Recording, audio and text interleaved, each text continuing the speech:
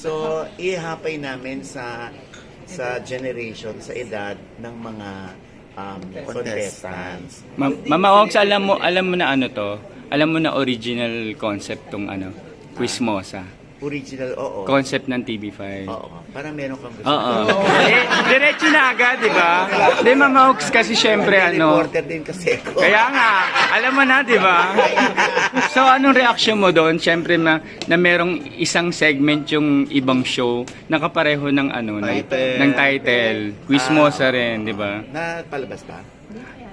Kasi nasa teaser nila eh. At ano. So, ang Media Quest na ang bahala dyan. Kasi, yung copyright naman sa Media Quest. So, sila na lang bahala. Ayaw na lang namin banggitin yung show, di ba? Hindi, madami kasing mga nag-PPM sa akin, mga kaibigan reporter. Hindi ko alam kung ano yung sasagot. Kaya, yung Media Quest na lang ang sasagot dyan. Kasi may mga legalities, mga technicalities. Pero yung personal na nararamdaman mo?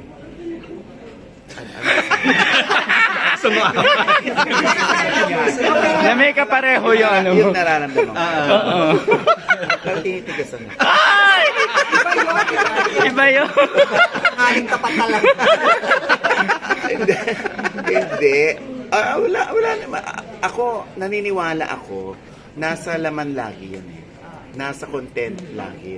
At saka syempre, nandun din yan sa ano, kung believable yung at may credibility yung nag-host. Wow.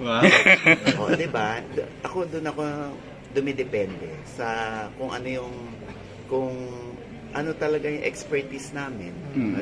Mas, diba, mas pupunta yung mga tao sa amin. Kung gusto nilang pumunta sa amin. Diyos ko, this is a free country, no? Lahat naman may karapatang magpasaya ng tao. Kami rin, gusto lang din namin magpasaya. Mama Ogs, anong pakiramdam na you will change the landscape of